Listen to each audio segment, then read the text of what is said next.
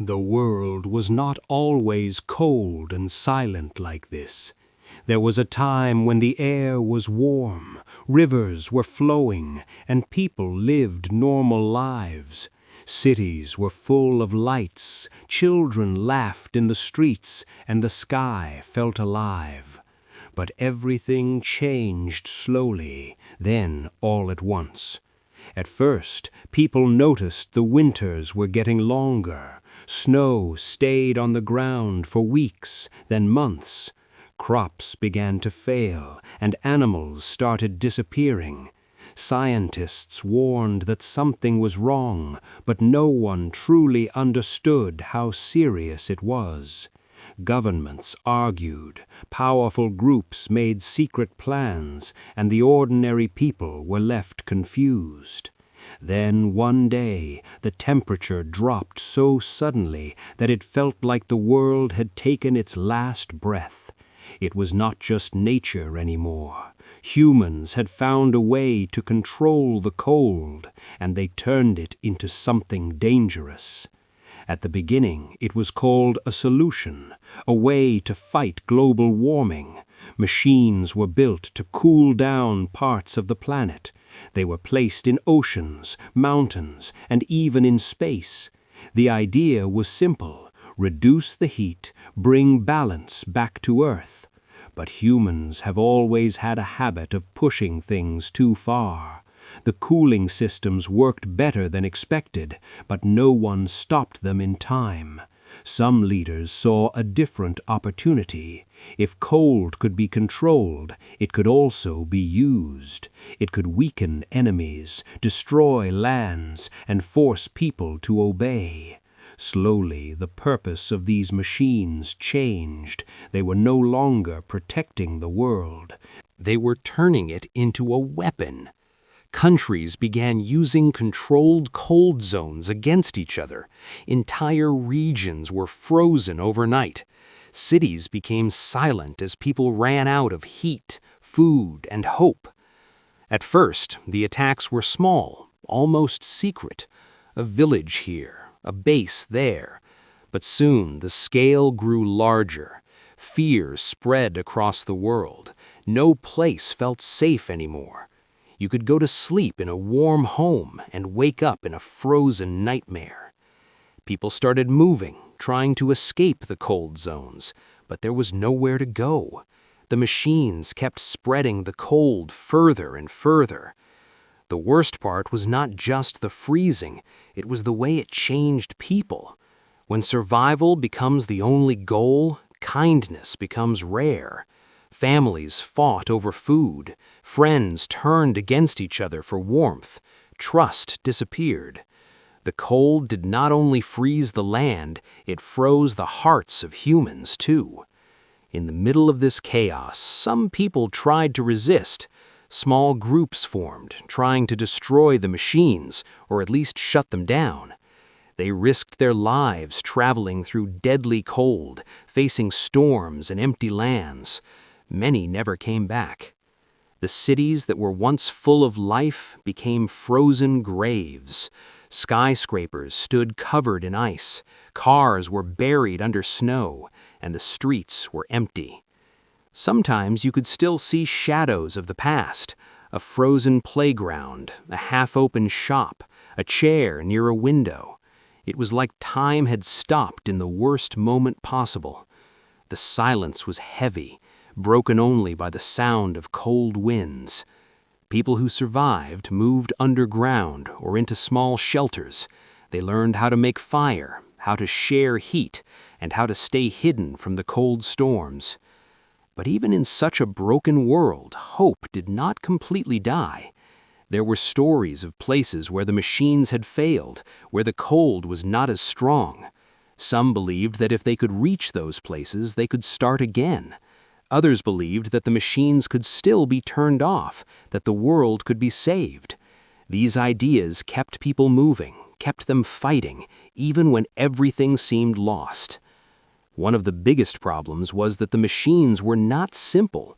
They were built with advanced technology, protected by layers of security, and placed in hard-to-reach areas. Some were deep under the ocean, others hidden in frozen mountains. Destroying them was not easy, and even if one machine was destroyed, others would continue working. It felt like the cold had taken control, like it had a life of its own. People started telling stories about the past to remind themselves that the world was once different. They spoke about green trees, warm sunlight, and flowing rivers. Children who were born after the freezing could not imagine such a world. For them, cold was normal, ice was everywhere, and warmth was something rare and precious. They grew up learning how to survive instead of how to live. In some places, small communities managed to create a balance. They built insulated shelters, shared resources, and protected each other. They understood that working together was the only way to survive. These communities became symbols of hope.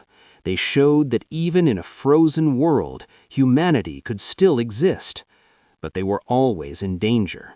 A sudden cold wave or a machine targeting their area could destroy everything in a moment.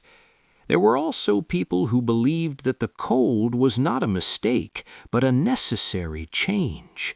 They thought the old world was too damaged, too full of problems.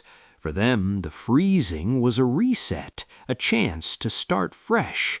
But this idea was dangerous because it ignored the suffering of millions. It justified the use of the cold as a weapon. It made it easier for those in power to continue their actions without guilt. As time passed, the line between right and wrong became unclear. Survival forced people to make difficult choices. Some joined groups that controlled parts of the machines, hoping to gain power and protection. Others stayed independent, trusting no one but themselves. The world became divided, not by borders, but by access to warmth and resources. The frozen storms were one of the most terrifying parts of this new world. They came without warning, covering everything in thick ice and snow. Temperatures dropped so low that even a few minutes outside could be deadly. People learned to read the signs, to hide before the storms arrived. But sometimes the storms were too fast, too strong. They took everything in their path. Despite all this, there were still moments of humanity.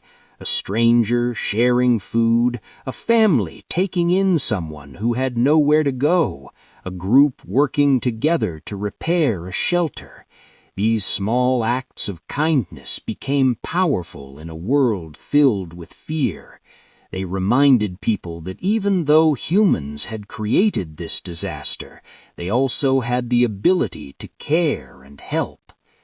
The idea that humans had turned the cold into a weapon haunted many survivors. It was a constant reminder of how far things had gone. The same intelligence that once built cities and created beauty had been used to destroy the world. It raised a painful question. Could humanity be trusted with power, or would it always find a way to turn it into something harmful?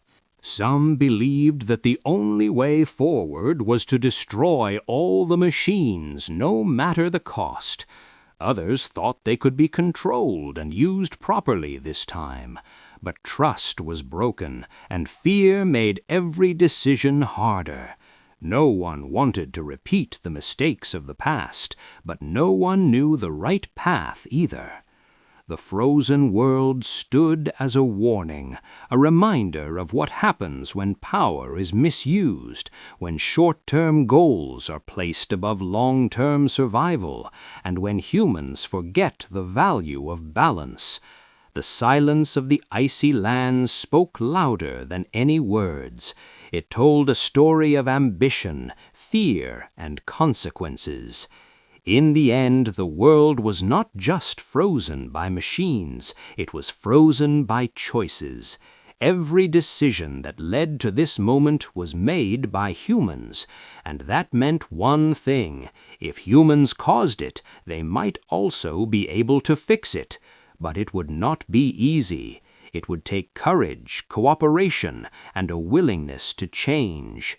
Somewhere in the middle of the endless ice, a small group moves forward. They carry tools, hope, and a plan. They believe they can reach one of the main machines and shut it down. They know the risks. They know they might not survive, but they also know that doing nothing is not an option, because as long as the cold continues to spread, the world will remain a weapon, and humanity will remain trapped in its own creation. And so they walk, step by step, through the frozen silence, holding on to the idea that one day the ice will melt, the sun will shine again, and the world will no longer be a place of fear, but a place of life once more.